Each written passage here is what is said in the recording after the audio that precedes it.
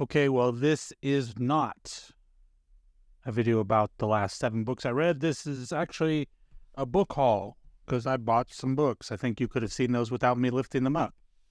As far as how the reading's coming, I'm getting there. Just a couple books away from the next video. Well, let's talk about these. Let's talk about the books I just bought that I haven't read.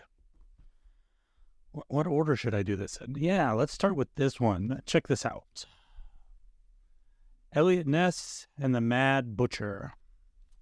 This is a book, a true crime book, obviously.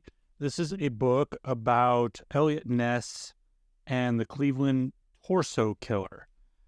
Someone that he almost caught but never caught, and it drove him crazy. The reason I know about this is because as a young man, I used to watch a lot of Unsolved Mysteries, and maybe I still watch reruns of it today. This is one of the cases that they covered on there because Robert Stack, the host of Unsolved Mysteries, the original Unsolved Mysteries, used to play Eliot Ness in fictional films. So he had a connection to Eliot Ness. Really excited to check this one out. Said that backwards. Pretty thicky.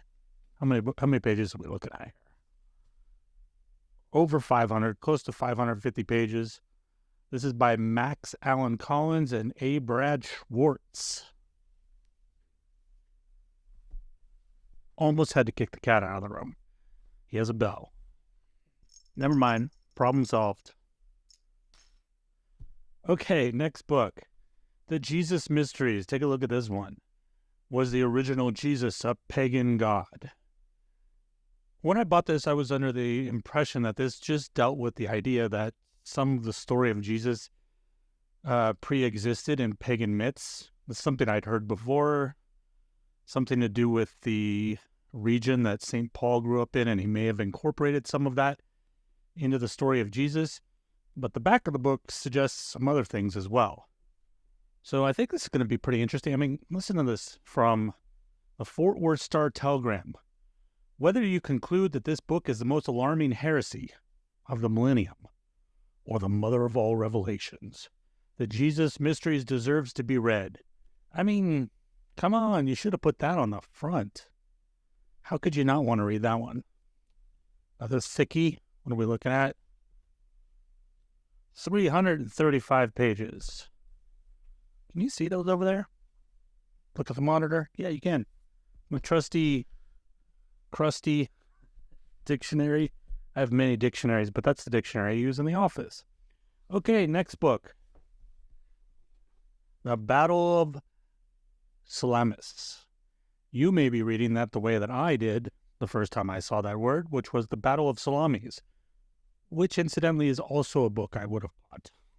This has nothing to do with smoked Italian meats, at least as far as I know.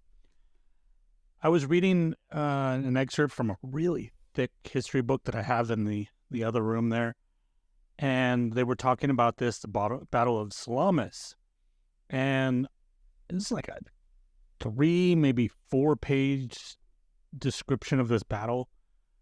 And for the first time, I found myself really interested in ancient culture, in ancient Western culture, I should say. Typically, Greece and Rome, they don't really do much for me. So the fact that that piqued my interest, and I was super interested in the role that Themistocles played in the Battle of Salamis, I decided I better take advantage of that. So I bought one of the few books about it, and hopefully I dig it. If I see maps, that's good, because I think when you're talking about battles, you kind of need maps for things to make sense. There we go. Check it out. Little maps. How many pages are we looking at here? 293 pages. That'll be a fun one. Okay. So these last 2 books, I discovered, or I was suggested another book by this author. I looked at it and I was kind of interested in it, and then I saw other books written by him, and the first one I saw was Born for This. I don't remember what the book that I was looking for or that I was directed to by him was called, but it wasn't this mentioned $100 startup. It was something to do with purpose, which is also what this book is about. The other one was about traveling and talking to people about finding their life purpose. This book is more about finding your life purpose. And I've mentioned before, I've been in a funk recently, so I thought this would be a really good book to read. Imagine that, a book to read. That it may be something that's helpful to me right now. I see some names on the back here: A.J. Jacobs, Greg McEwen, Gretchen Rubin, Daniel Pink. Some pretty good people to write, what the hell do they call these? Blurbs on the back. So how do we find the work we are meant to do? That's the subtitle. This is Chris. You can just figure out how to pronounce that one. Guillebeau? How many pages? You may be asking, or maybe you don't care. 314. I'm really excited. This might be, after I finish the book I'm reading now, this might be the next one I pick up, because it's so pertinent to me personally right now.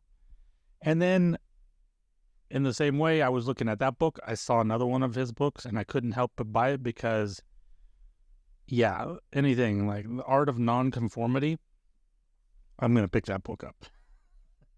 Set your own rules, live the white life you want, and change the world. I shouldn't use that voice because it's like I'm making fun of it, but those are the things that are going to grab my attention. Art of Nonconformity, blurb by Seth Godin. How many pages? 242 pages. Is a quick read. It's a little guy too. This is like a normal, and then this is, if this is grande, then this is the tall. Obviously, I've been to Starbucks today. So those are the books that I just got in the mail the other day.